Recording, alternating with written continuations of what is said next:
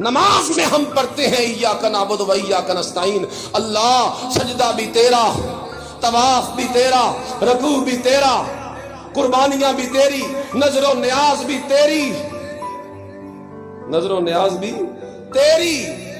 اور جب نماز سے فارغ ہوتے ہیں سجدے قبروں پہ کرتے پھرتے ہیں، چوکتے درباروں کی چومتے پھرتے ہیں اور جھکتے پھرتے ہیں غیروں کے دربار پر، اور توحید پہ وہ آنچ دلا رہے ہیں ہم اپنے عمل سے، غیر اللہ کی نظر و نیاز کھا رہے ہیں اور اپنا اسلامی شیوا اسے بالکل ختم کر رہے ہیں، اور سنیت کی غیرت کو بالکل مٹا رہے ہیں، بس کھانے کے پیچھے، بس چاولوں کے پیچھے، بس جناب شیرینی کے پیچھے، بس جناب سبیل کے پیچھے، بس میٹھے شربت کے پیچھے، بس دودھ کے پیچھے ہم نے اپنے ایمان کو داؤ پہ لگا دیا۔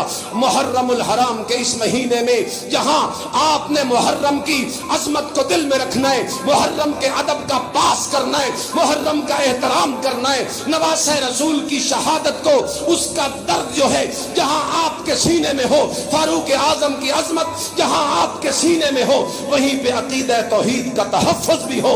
غیر اللہ کی نظر و نیاز قرآن کی روح سے حرام ہے، حرام ہے، حرام ہے، رب کعبہ کی قسم حرام ہے۔ لوگ یہ نہ کہیں کہ جو نظر اللہ نیاز حسین، حسین کا ذکر ہے اس لیے یہ حرام کہتے ہیں، انہیں دشمنی ہے حسین سے، یہ دشمن ہے علی کے، یہ دشمن ہے اہل بیت کے، اس لیے یہ کہتے ہیں نظر اللہ نیاز حسین حرام۔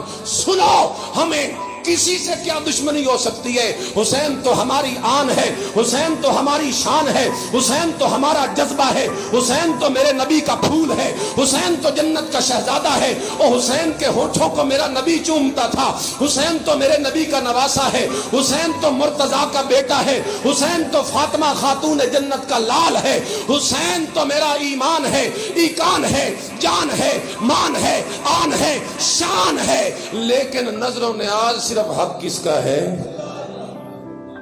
یہ اگر ہوتی نہ نظر اللہ اور نیاز عمر ہم پھر بھی کہتے حرام ہے، یہ اگر ہوتی نہ نظر اللہ اور نیاز ابو بکر ہم پھر بھی کہتے حرام ہے، یہ ہوتی نظر اللہ اور نیاز عثمان ہم پھر بھی کہتے حرام ہے۔ اس لیے کہ ہمیں کسی شخصیت کی وجہ سے حرام نہیں کہہ رہے، ہم قرآن کی سورۃ المائدہ کی آیت نمبر 3 کی وجہ سے حرام کہہ رہے ہیں۔ سورۃ المائدہ کی آیت نمبر 3 میں موجود ہے، اللہ کہتے ہیں جس چیز پہ بھی غیر اللہ کا نام لیا جائے گا وہ چیز حرام ہو جائے گی۔ وہ چیز کیا ہو جائے گی؟ دیکھیں جی، شربت لا، سبیل لا، تیرا مسئلہ حل ہو جائے گا، تیرا بیٹا ٹھیک ہو جائے گا، تیرا بیمار درست ہو جائے گا، تیرا کوئی پرابلم ہے وہ حل ہو جائے گا، اگر تیرا کاروبار نہیں چل رہا سبیل اللہ وہ ٹھیک ہو جائے گا۔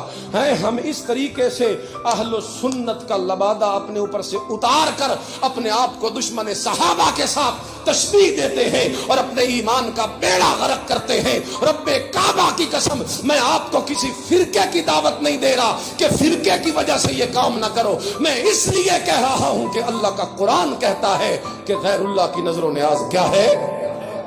زور نال چاکو، غیر اللہ کی نظر و نیاز ہے۔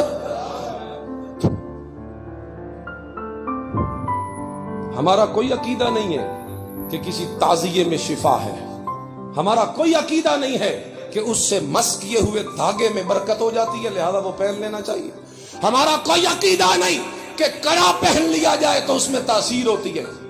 میرے نبی نے دیکھا تھا ایک بندے کو کڑا پہنتے ہوئے، اور آپ نے اتروا دیا تھا اور آپ نے فرمایا تھا یہ جو تو پہن کے تو نے رکھا ہوا ہے نا اللہ بھی پھر تجھے اسی کے حوالے کر دے گا۔ یہ حدیث میں موجود ہے، میرے نبی کریم نے اتروا دیا۔ آج جناب ایسے ملنگ دھڑنگ لفنگ ننگ پتنی ہم کیا بنے ہوئے ہیں، کوئی شکل ہی نہیں ہے ہماری، منہ میں شراب کی بو ہے، منہ کے اندر جناب نشے کی بو ہے، اور چہرے میں سے داڑھی جو ہے وہ صاف کی ہوئی ہے، اور اس طریقے سے کالے کپڑے ہم نے پہن رکھے ہیں، حالانکہ کالا کپڑا تو شوق کی علامت ہے، اور شوق تو اسلام میں صرف 3 دن ہوتا ہے۔ ماتم کرتے ہیں، قرآن تو کہتا ہے صبر کرو۔ تو یہ ہم صرف آپ کو سمجھا رہے اپنے سنی دوستوں بھائیوں کو کہ آپ تو غیرت مند بنیے، آپ تو غیرت مند بنیے۔ کیا ہو گیا جو محرم آ گیا تو آپ نے اپنے دین کی غیرت ہی چھوڑ دی؟ کرو گے عمل ان باتوں پہ؟ کرو گے؟ ہاتھوں کو کھڑا کرو، کرو گے عمل؟ ثابت قدم رہو گے؟ ڈٹو گے؟ گھروں میں عورتوں کو، خواتین اور بچوں کو یہ بتاؤ گے؟ اللہ عمل کی توفیق نصیب۔